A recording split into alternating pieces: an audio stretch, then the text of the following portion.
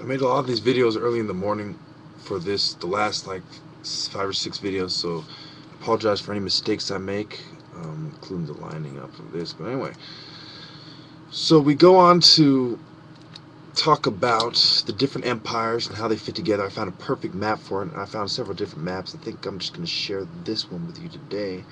I was going to show you the symbol of Thai and how that goes in. But anyway, so we go on, and as you can see, you have the 2112 is when you have your Girian invasion. This is BCE.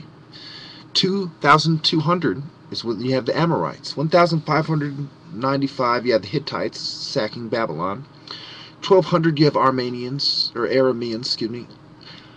1159 you have BCE, of course, you have Elamite invasion. 750 BCE Chaldean invasion. 613 BCE you have Medes. Now, if you look at the timelines, and notice that it's important to note that Camarade's code was in 2300.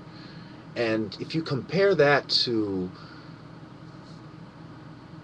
when Sargon was, he was before that. So I've seen different dates on different timelines where Hammurabi was actually earlier than that. But it's, it doesn't matter. But I'm gonna put him at 2,300. Okay, then you had Marduk is referenced, of course, in the Hammurabi Code. Remember, if you look at the let's start with the Babylonians. Keep it simple, because obviously you had the Sumerians first, the Ubaid culture, Uruk, etc., and then Sumerian states, and then you have Sargon in his description. He's talking about the black-headed people of Sumer and how he manages to rule over them. And so you have Babylon and the Akkadians, Sargon's period, right, when he unites the two lands. And then you have the Amorites and you have the Kassites.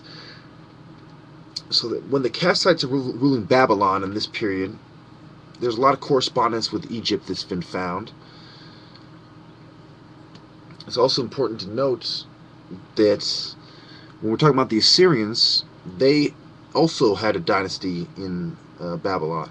I don't know why it's not on this list, but they also were ruling there for a while. And the Persians,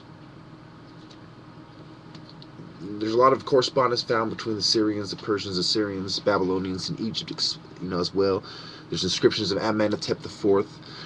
As we go on to talk about how the different empires work together, and how I found a claim where this guy said the Hyksos was from the Arabian desert, and that they're a Semitic tribe. This seems to be the popular opinion of the Hyksos. I agree. And I'm not sure how dark their skin were, but I suppose it's fair to say that they're light-skinned due to, when I look at the inscriptions on the pyramid text, it appears that they probably were light-skinned people. And they invaded Egypt in the 15th dynasty. So anyway, as we go on to talk about also the Hittites, the Battle of Kadesh, the Hittites, the Egyptians with the Hittites, of course. And so, that plays into the timeline and where the Hittites sacked Babylon as well. So,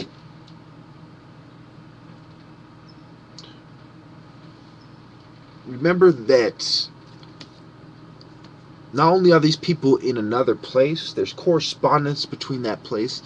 There's art evidence, there's etymological evidence, there's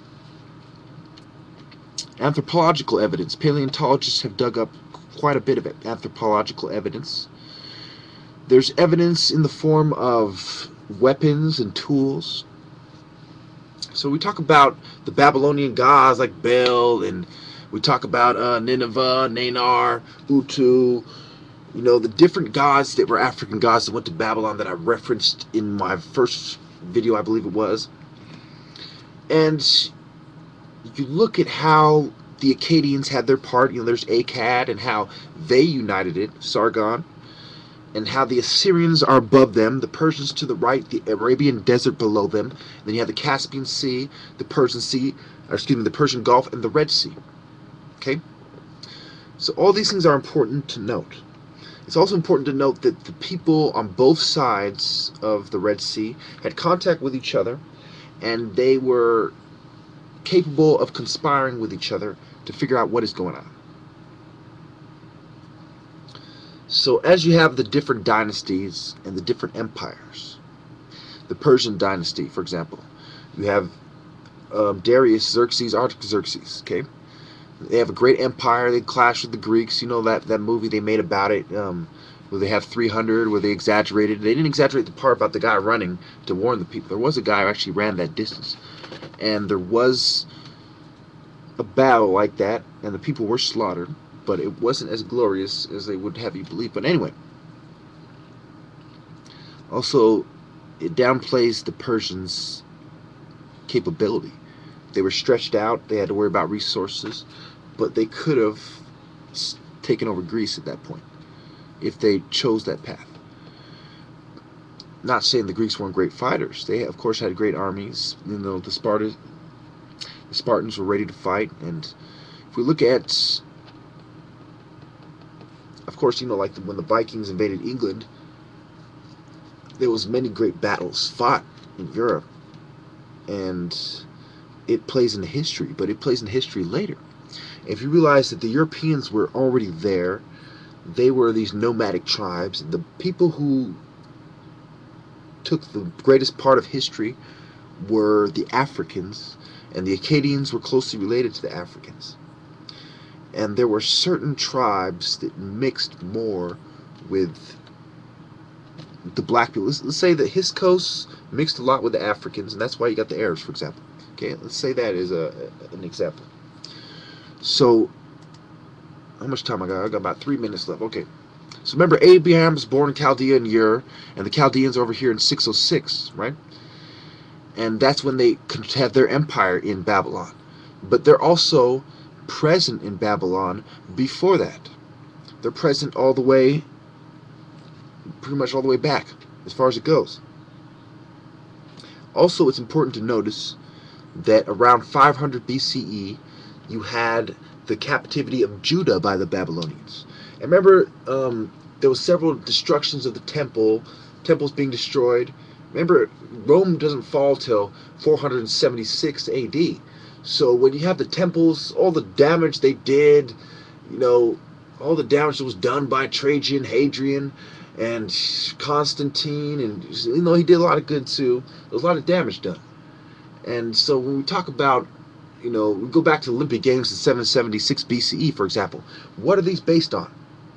These are based on Babylonian and Egyptian competitions. Chariot races, horse races. Well, why are they doing this? Because the people on the Red Sea, on both sides, they shared a similar culture, and they traded goods a lot.